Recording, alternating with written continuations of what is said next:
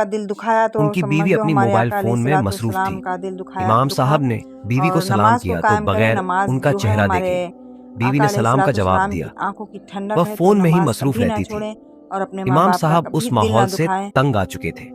ना बेटियों को किसी बात का ये होश था, आप लोग ना पूरा ही बीवी देखिए को। इमाम साहब आप बिस्तर लोग ये पर लेट प्यारा गए वाकया देखिए, और बहुत बाहर प्यारा से वाकया आती है। हुई इससे आवाजों को मतलब नजरअंदाज आप करने इस लगे। वाकये को सुनकर हालांकि गलत ना ले ये जाएं, आप आवाजें इसको उन्हें अपने बहुत लिए तकलीफ कुछ पहुंचा रही दो थी। सबक से लें। इमाम साहब एक और नेक आदमी बेशक थे। ये सच्चा 5 वाकया वक्त है। की नमाज पढ़ते थे और मस्जिद में जब मौलाना साहब नहीं होते तो उनकी गैर मौजूदगी में नमाज भी पढ़ा दिया करते थे। यही हम वजह लोग थी कि बिल्कुल इस भी तरह नहीं की मानते हैं चीजें अपने वह पेरेंट्स पसंद नहीं की, करते थे। वालिदैन कुछ की देर बाद मगरिब की अजान नाफरमानियां सुनाई दी करते तो रहते हैं, इमाम करते साहब रहते ने हैं। बेटियों को आवाज दी लेकिन और जब कहने हमारी लगे, उम्र टीवी की आवाज कम कम कर होती है दो। और हम नाफरमानियां लेकिन करते उसकी रहते हैं, बेटियां ना जाने लेकिन जब कौन सा हमारी ड्रामा उम्र देख रही और जिस उन्होंने वक्त अपने हमारे बाप बाप की हमको बात समझा जरा रहे भी थे ना सुनी वालिदैन, और टीवी उस की वक्त आवाज हमारी जब ना उनके कम इतनी की। उम्र आती है तो हम इमाम कहते हैं कि साहब गुस्से हमारे से उठकर वालिदैन कमरे बिल्कुल में गए सही थे, हम और गलत थे। रिमोट उठाकर और हम जैसे ना ही उन्होंने समझी में टीवी की सब आवाज बंद गलत की करते रहते तो हैं। उनकी छोटी बेटी बदतमीजी से कहने लगी, अब्बा अल्लाह हमको नेक क्या बनाए, मसला अल्लाह है, हमको हिदायत इतना के अच्छा रास्ते सीन पर चल चलने रहा की था तौफीक सब अता खराब कर फरमाए। दिया। चुनांचे इमाम साहब ने नरमी से कहा, बेटी अजान का एहतराम करो, आजान हो रही है।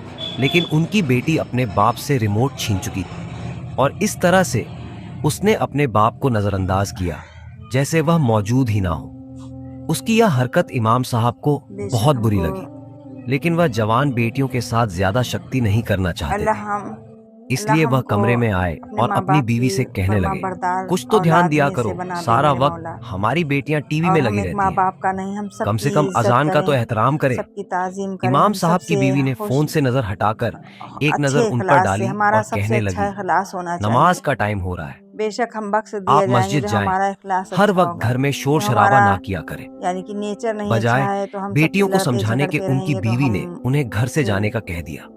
चुनांचे हम ये इमाम उम्मीद साहब भी ने ना लगाएं एक कि हम अफसोस भरी इबादत भी नजर करनी है, बीवी पर हमें डाली लाजमी करनी है और इबादत, टोपी और उठाकर इबादत नमाज के करने के लिए घर बाद से भी निकल गए। हमको अच्छा नमाज के बाद इखलास दुआ में अल्लाह हाथ हमें हर उठाए हुनर तो दे फूट फूट कर जो रोने लगे।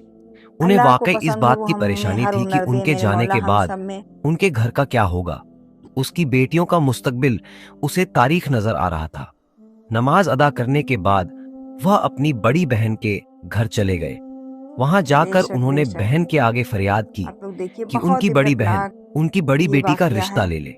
लेकिन और बड़ी बहन ने ये साफ सच्चा कह दिया, वाकया है। उन्हें आप ऐसी बहू लोग नहीं इसे चाहिए जिसे फुल वॉच नमाज का पता कीजिए ना हो और प्लीज़ और ना मुझे भी ही दीन सपोर्ट दुनिया करिए। का। माशाल्लाह मेरे भाई और बड़ी बहन ने और साफ मेरी साफ कह सिस्टर है, दिया, बहुत आपकी प्यार बेटी बनाए हुए हैं, पढ़ी इसी लिखी तरीके नहीं से है मुझसे प्यार और बनाए ना रहें, ही बहुत उसे सपोर्ट घर करते हैं गृहस्थी मुझे। संभालनी आती आप है, सबका जो मुझे ना वह सपोर्ट करते दीनदार हैं है। और जो मैं ऐसी लड़की मेरे को कैसे बहुत अपनी अच्छे बहू बना भाई सकती हूँ। सिस्टर हैं, भाई हैं, मुझे अल्लाह अपने उन घर का सबकी सुकून हिफाजत बर्बाद फरमाए। नहीं करना। और वैसे तो जो उनकी बड़ी सपोर्ट बहन करते हैं बहुत अच्छी उनकी थी, अल्लाह हर परेशानी को दूर लेकिन उसकी फरमाए, बात उनकी अपनी जगह ठीक थी। मुसीबतों को इसलिए दूर इमाम साहब फरमाए, खामोश हो गए उनकी और फिर हिफाजत घर वापस लौट आए। रात के 12 बजे वह सोने के लिए लेटे, तब भी घर में टीवी की आवाजें पूरे जोर से गूंज रही थी। और फिर उस रात 1 बजे तक वह कच्ची पक्की नींद में करवटें अल्लाह बदलते हमको रहे। अपना लेकिन टीवी की फरमाबरदार आवाज कम ना बंदा हुई। बनने की उनकी तौफीक बेटियां अता सारी फरमाए। सारी रात जागती और आधा आधा दिन सोती। और यही वह बात थी शायद जिनकी वजह से कोई भी इमाम साहब की बेटियों का रिश्ता लेकर नहीं आता था। चुनांचे अगली सुबह इमाम साहब की आंख खुली तो उन्हें शदीद बुखार और था। फरमाबरदार बंदा मजबूरन भी, उन्होंने बंदी भी दफ्तर से और छुट्टी कर ली। नेक आधा औलाद दिन भी। तक घर में सन्नाटा रहा क्योंकि उनकी बेटियां सो रही थीं।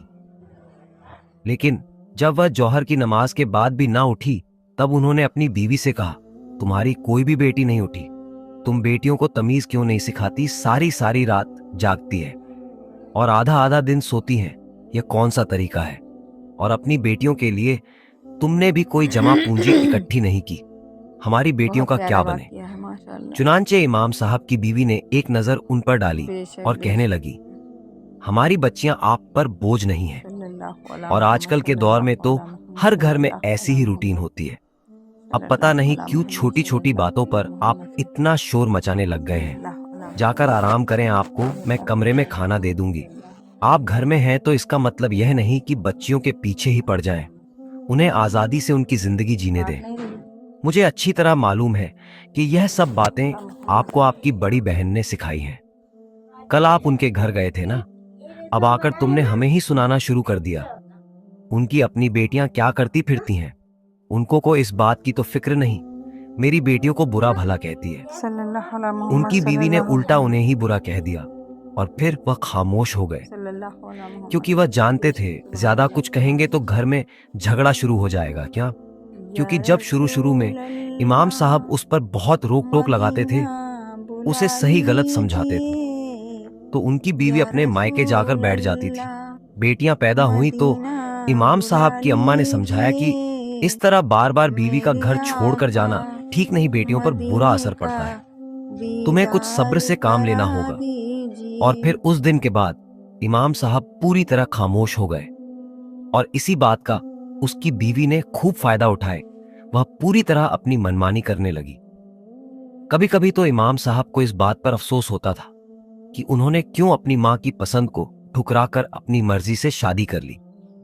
दरअसल उनकी और हुमैरा की मोहब्बत की शादी थी। हुमैरा उनके मोहल्लेदार थी, वह बचपन से ही उन्हें देखते आए थे। लेकिन जब वह जवान हुई तो इमाम साहब के दिल में उतर गई। इमाम साहब ने फैसला किया वह हुमैरा से शादी करेगा। और जब यही बात उन्होंने अपनी वालिदा को बताई कि वह हुमैरा को पसंद करते हैं और उससे शादी करना चाहते हैं, तो उनकी वालिदा और बहनों ने साफ मना किया। कहने लगी वह लड़की खूबसूरत जरूर है, लेकिन उसकी सीरत अच्छी नहीं है और ना ही वह दीनदार घराने से है और ना ही उनके घर में लड़कियों की कोई तरबियत है। इमाम साहब की वालिदा के लिए लड़की दीनदार होना बहुत जरूरी था और उन्होंने तो इमाम साहब के लिए लड़की भी पसंद कर रखी थी। इसलिए बेटे को साफ लफ्जों में मना कर दिया। वह कहने लगी किसी की बेटी की ऐब नहीं निकालना चाहिए। लेकिन हुमैरा और उसकी बहनें बहुत ही आवारा किस्म की लड़कियां हैं, हर वक्त दरवाजे पर लटकी रहती हैं। हुमैरा भी तो हर वक्त दरवाजे पर ही खड़ी रहती है। लेकिन इस वक्त जवानी का जोर था। इमाम साहब को बेइंतहा हुमैरा से इश्क था। उन्हें अपनी माँ बहनों की बातें समझ नहीं आई थी। जब माँ ने बार बार समझाने की कोशिश की तो उन्होंने कहा, माँ जो भी हो आप मेरी शादी करवा दें। माँ इकलौते बेटे की ख्वाहिश से खामोश रही। इमाम साहब की शादी हो गई। लेकिन जैसे ही चंद दिन गुजरे हुमैरा के रंग पूरी तरह खुलकर सामने आ गए। वह घर के किसी काम को हाथ नहीं लगाती थी और बिना बात के झगड़ा करती और हर वक्त उसे बस घर से बाहर जाने की लगी रहती। चंद ही महीनों में इमाम साहब को हुमैरा की असलियत का पता चल चुका। इमाम साहब शुरू से ही नमाजी और परहेजगार इंसान थे, लेकिन इमाम साहब एक वक्त की भी नमाज पढ़ना गवारा नहीं करती थी। हर वक्त नाखून पर नेल पॉलिश लगाई रहती। मेकअप से चेहरा भरा होता और वह कभी छत पर तो कभी दरवाजे पर लटकी रहती। शुरू में तो इस बात पर कई दफा उनसे झगड़ा भी हुआ, लेकिन हुमैरा के माँ बाप उसे बहुत सपोर्ट करते थे, इसलिए वह अपने घर जाकर बैठ जाया करती। इमाम साहब उसे बार बार मनाकर घर वापस ले आते और फिर जब एक के बाद दूसरी बेटी की पैदाइश हुई तो फिर उनकी माँ ने उन्हें समझाया कि बेटियों के मुस्तकबिल पर इन चीजों का बुरा असर पड़ेगा। माँ बाप की लड़ाई बच्चों को बहुत मुतासिर करती है। और फिर इमाम साहब बेटियों की वजह से खामोश हो गए, लेकिन दिन पर दिन उनके घर के हालात खराब होते चले गए।